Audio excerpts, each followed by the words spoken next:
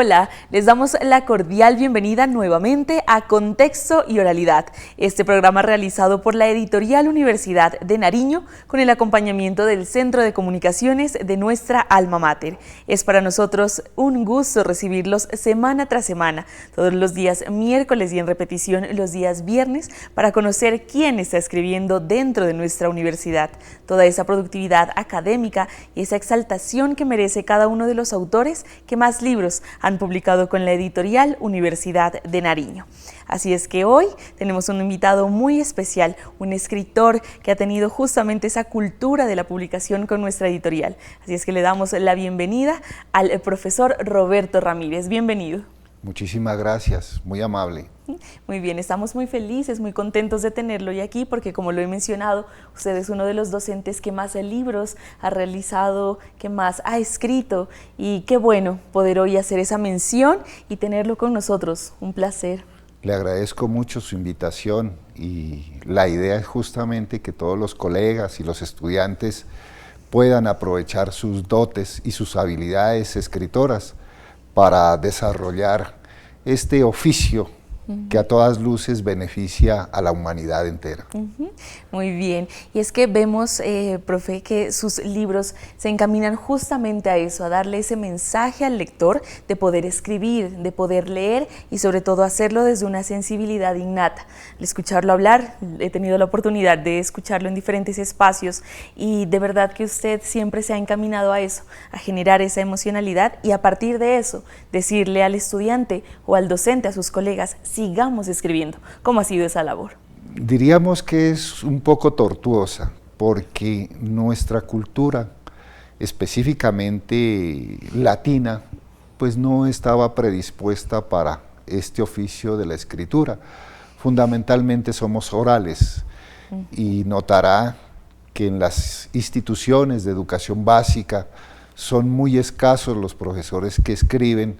Por tal motivo los estudiantes no tienen modelos a seguir, no tienen los ejemplos a seguir, y en esa perspectiva consideran que la escritura pues no es una condición política humana que requiere ser permanentemente alimentada. Entonces yo diría que hace falta esa parte, cimentar, fundamentar, promocionar la cultura de la oralidad, pero también la cultura de la escritura. Muy bien, profe. Y es que para entrar en materia de una vez y conocer algunos de los textos que usted ha escrito claramente con otros coautores, con otras personas que también se encaminan en esa misma dirección de escribir alrededor de esa motivación también por la lectura y la escritura, como ya lo mencionábamos.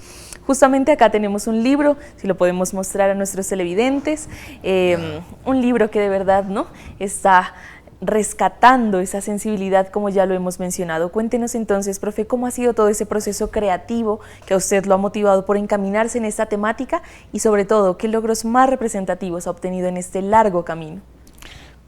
Yo diría que tal vez logros fundamentales han sido la satisfacción de poder dar a luz a un nuevo documento, y de igual manera hacer recomendaciones a los estudiantes, a los docentes, a mis colegas, proponerles nuevos espacios de discusión, porque cuando un libro sale a la luz pública, uno se somete a la censura también. Se somete al escarnio público, y de igual manera genera un espacio de discusión, genera un momento para el debate, y para seguramente plantear nuevos proyectos de vida académica. Entonces la idea es simplemente esa, ¿no? Recomendar, proponer estos escenarios de discusión en los que todos nos beneficiamos, particularmente los que vienen detrás. Sí. Sí, muy bien. Y justamente de eso quería que habláramos un poco, profe, dentro del aula, cómo ha sido también ese ejercicio que usted desarrolla con sus estudiantes. Me imagino que qué mejor que tener al docente y sobre todo poder también consumir estos productos que usted mismo escribe, que usted mismo ha dedicado tantos años de investigación. Quiero contarle una partecita de mi historia. Cuando yo era estudiante de la educación básica, de bachillerato, De igual manera en la universidad, en la especialización, en la maestría, en el doctorado, e incluso ahora en el postdoctorado, pues mi mayor anhelo era conocer a los autores y poder estar frente a ellos. Y tengo grandes satisfacciones el haber conocido un gran maestro, como es el maestro Jordan Habermas o al maestro Humberto Eco, entre otros muchos de los que tuve la suerte de recibir sus clases.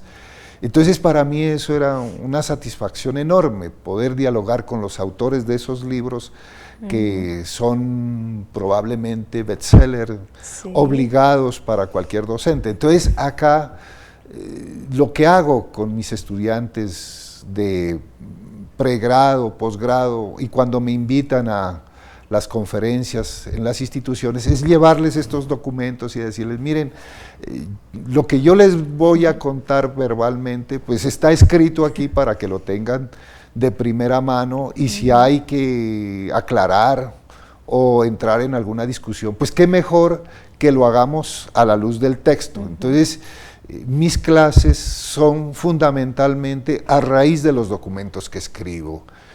Pienso que es un buen pretexto para que el estudiante pueda también seguir la ruta de la escritura, seguir estas, que es un poquito a veces desagradecida, ¿no? Porque uno probablemente escribiendo libros no va a obtener el pecunio que desearía, va a obtener sí es satisfacciones personales, ¿no? De poder conversar en algún momento determinado con alguien en algún evento académico y decir, ve, yo leí su libro, yo leí su artículo, entonces es muy satisfactorio.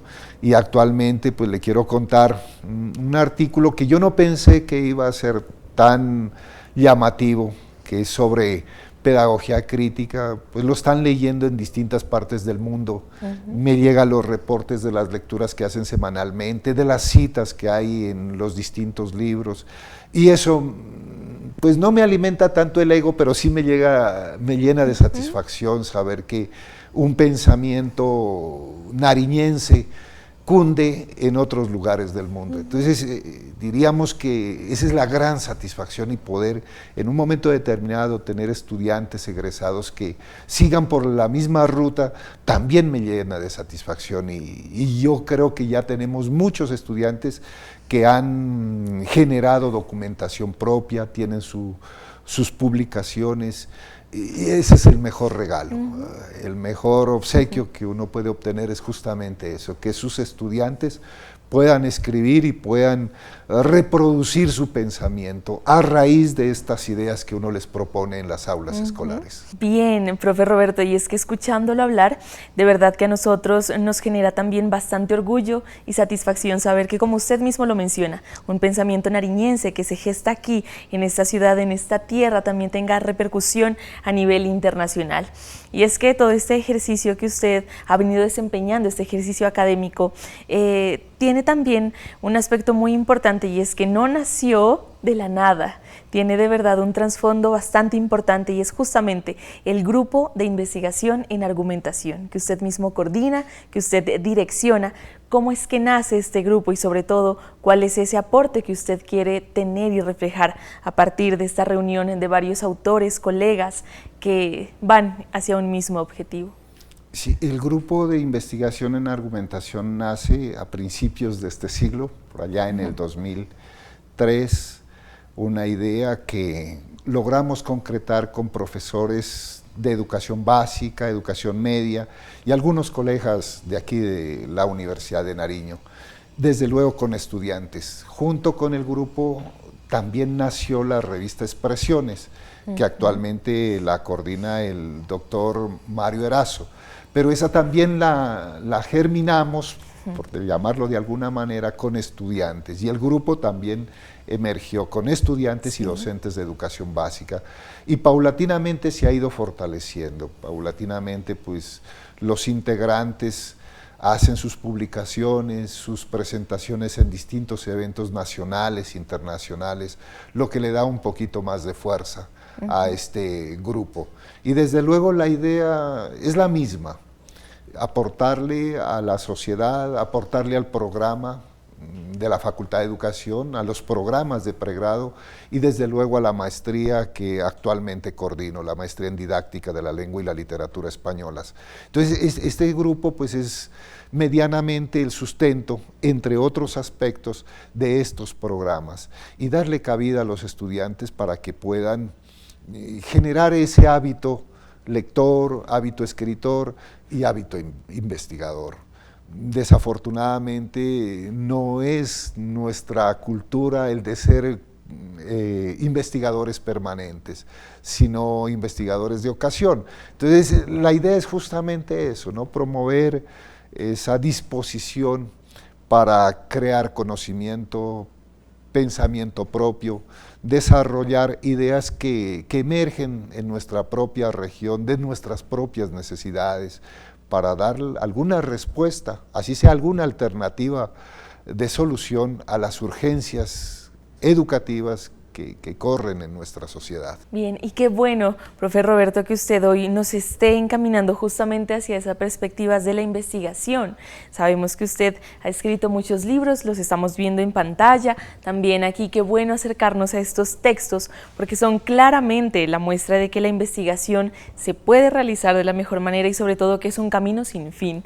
Entonces cuéntenos por favor, profe Roberto, cómo ha sido justamente ese camino al que usted se ha acercado tan bien y sobre todo sugerencias que pudiera brindarle también a nuestros televidentes que quizás se sientan atraídos también por la investigación. Muchas gracias. Finalmente, hacer investigación no es otra cosa que leer y escribir con rigor científico.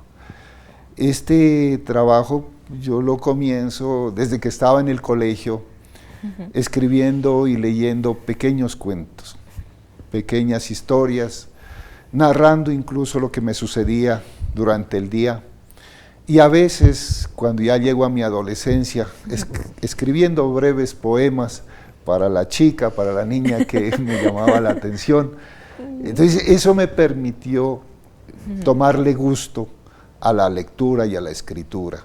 Y la investigación es eso, leer y escribir, y la recomendación que normalmente les hago a los estudiantes es justamente por ese lado. Si usted adquiere el hábito de lectura y de escritura, podrá cimentar su condición de investigador.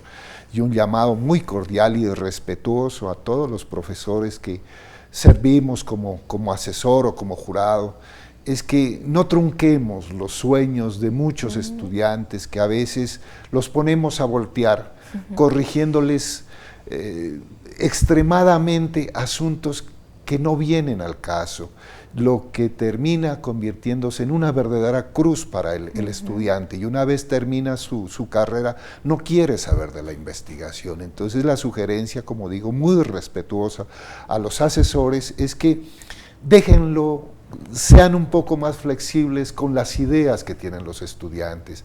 Normalmente a mis colegas les digo, miren, que lográsemos hacer, que escriban bien, que lean bien. A lo mejor no van a solucionar el problema que se han planteado, pero si hay un documento bien escrito, esa es una ventaja, una ganancia enorme, porque es probable que usted se empeñe en cimentar su idea en un trabajo que a veces no corresponde. Entonces, como jurado, intente ser un poco más flexible, ayúdele a escribir, ayúdele a leer, no le interrumpa el proceso, no le cuarte esas ganas, porque eso termina finalmente en una tragedia. Sí. El estudiante no quiere volver a saber de lo que es investigación. Tanto es así que una vez termina su trabajo de grado, no lo vuelve a leer. Jamás. Jamás. Y cuando llegan a los posgrados, nos llegan a las maestrías o nos llegan al doctorado, la realidad es muy triste, porque yo les pregunto a los estudiantes de las maestrías, ¿han publicado algún documento? ¿Han vuelto a hacer investigación? No, profe, porque después de que hice ese trabajo de grado en el pregrado no me quedaron ganas. Sí. Y esto me resulta también en el doctorado.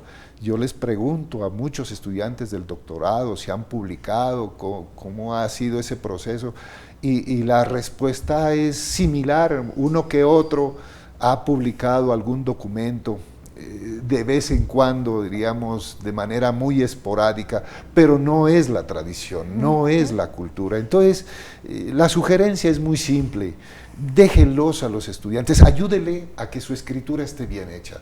Insisto, el problema seguramente no lo va a resolver con ese trabajo de grado, con esa tesis, pero sí haremos mucho que ese estudiante pueda ganarle el gusto, pueda adquirir esa afición por la investigación. Y es que también sus textos vemos que como nos deja esta gran reflexión hoy, van encaminada también hacia los docentes para ser esos facilitadores también. Y los textos sabemos que también están dirigidos hacia ellos, hacia sus colegas. Entonces, coméntenos, profe, también cuál es ese aporte más significativo de sus libros, del que nos quiera comentar, en qué le va a favorecer también al docente que pueda leerlo. Ya. Como le decía, fundamentalmente son recomendaciones didácticas para enseñar a leer y a escribir, y pienso que hay un aporte fundamental, ¿no? Desde mi punto de vista lo veo como un aporte. Si usted recuerda, desde el bachillerato nos vienen insistiendo, desde la primaria, que saque las ideas principales y las ideas secundarias. Así no se aprende a leer, o yo lo he documentado específicamente en este texto, bueno, y en otros artículos también. Uno no aprende a leer sacando ideas principales e ideas secundarias, o personajes principales o personajes secundarios. Uno aprende a leer cuando tiene una idea y esa idea le impacta. Que no necesariamente tiene que ser la idea principal que considera el maestro, considera mi compañero. Puede ser cualquier otra idea, que puede estar en cualquier parte del texto, pero esa idea me marcó, sí. O ese personaje es consustancial con lo que hago, o ese personaje me causa empatía, o incluso me causa antipatía, y por eso mismo me impactó. Entonces no hay personajes principales, es más o menos, el texto es como una institución.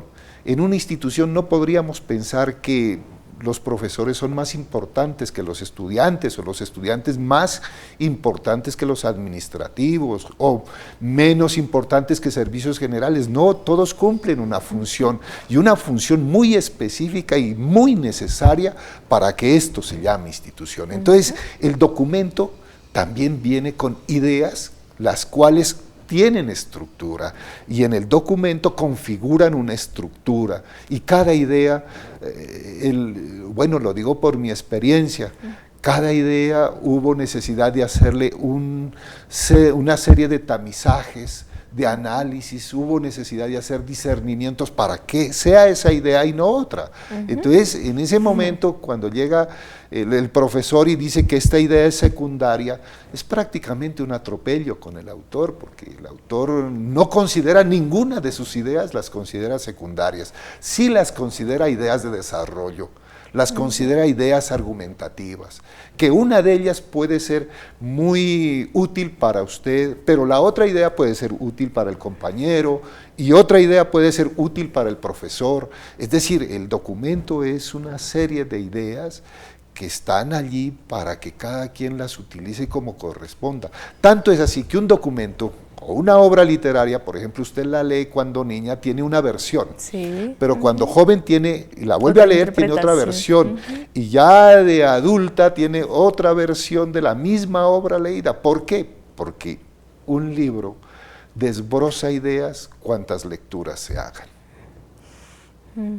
Muy bien, profe, qué linda frase que nos deja en esta noche, así es que infinitas gracias de verdad por todo este aprendizaje que nos ha querido compartir, y déjeme contarle que además de escribir sobre estas temáticas, también hay muchas otras de las que podremos conocer en la editorial Universidad de Nariño, así es que lo invito y a los televidentes para que conozcamos a continuación la novedad editorial para esta semana.